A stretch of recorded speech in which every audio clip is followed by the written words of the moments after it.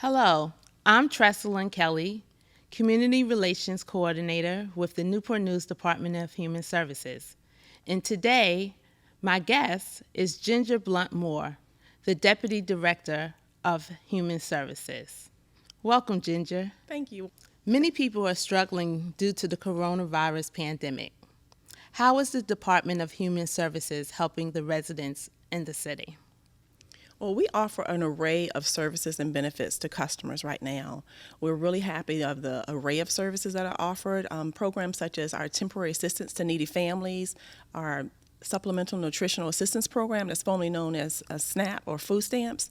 We offer all types of Medicaids, families and children's Medicaid, age, blind, and disabled, long-term care. We also offer child protective services, adult services, and adult protective services. We actually administer the foster care and adoption programs for our city as well. However, right now we find that folks are really just in need of basic essentials, and we've created a program called SAFE that I'd like to talk to you about. In fact, your department created a program specifically to help those who don't qualify for many of the federal programs that you administer. That is absolutely correct. We created a program called SAFE. It's Supplemental Assistance Funding for Emergencies. And we're really excited about the impact that this program is going to have. It does not have any state and federal guidelines, no income restrictions. State and federal programs are mandated. They have strict guidelines, and income restrictions. This policy has none. Is that why Human Services created this program?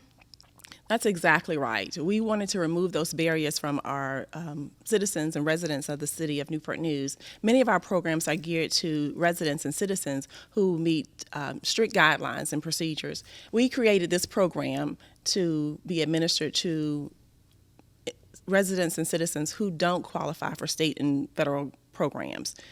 This program does not have income guidelines or restrictions, and therefore it reaches the masses. It meets people where they live, really at the heart of what's happening in their homes and in the community. People who are in need of mortgage and rent, utilities, things of that nature.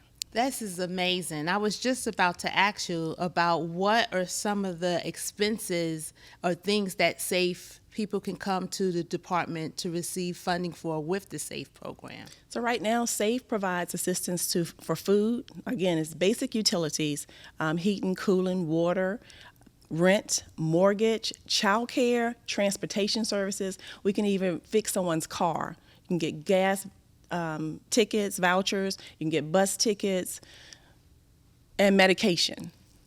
So there's really a lot of opportunity for residents in the city to be able to get some assistance during this period. This is going to be impactful to our community, and it's really important that we're being able to get the word out because we want people to know this is not a normal human services program.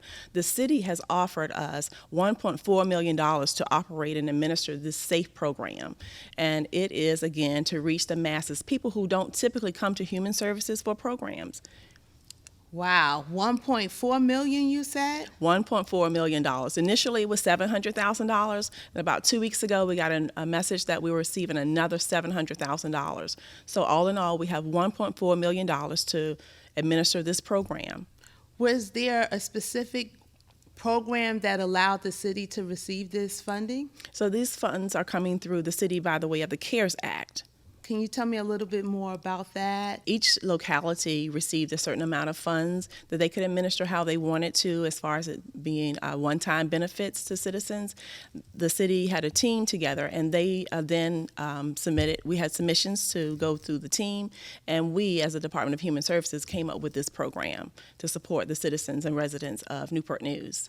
It must feel really great to be able to help residents that sometimes may get turned away. That's the most, I think, amazing feeling that I'm having right now. I just remember certainly being a caseworker at one point and seeing the benefit allotments and the amounts of monies that people could or could not have.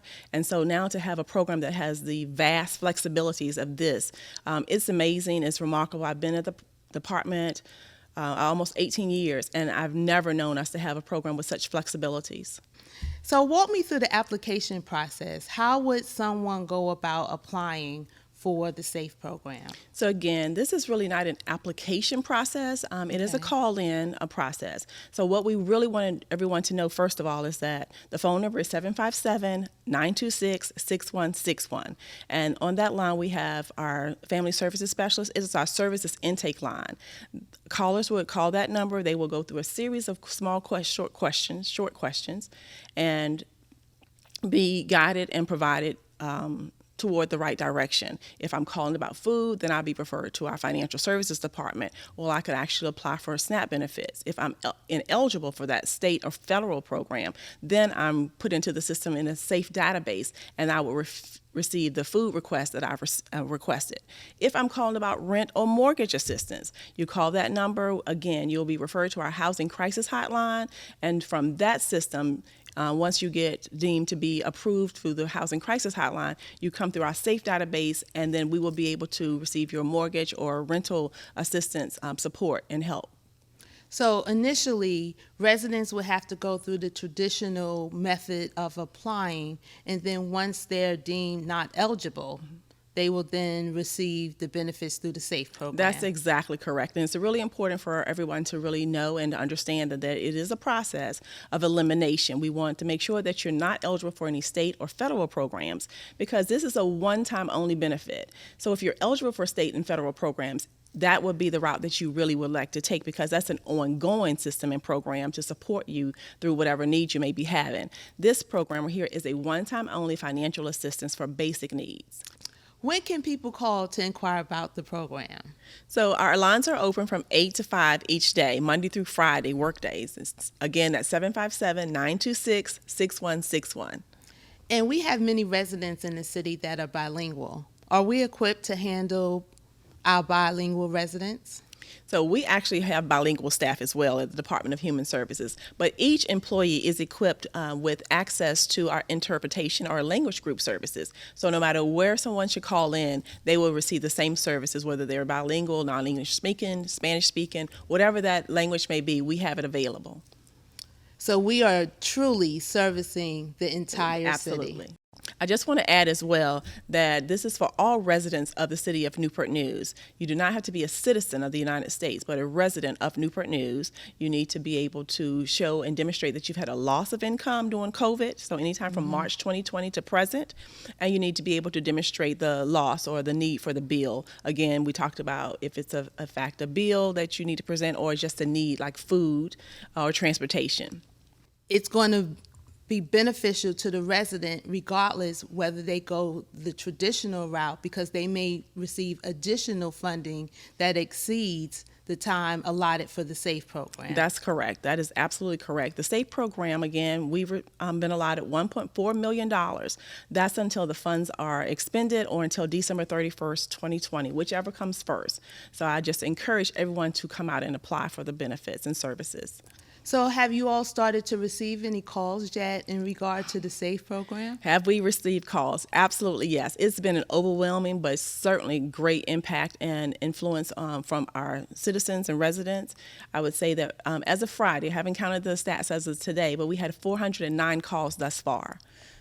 So many residents in the city already know, but we want some more to know. We want a whole lot more people to know to get rid of this $1.4 million. That's absolutely correct. Yes, and Ms. Bluntmore has emphasized $1.4 million. So we need to get rid of that money, because what happens if we don't?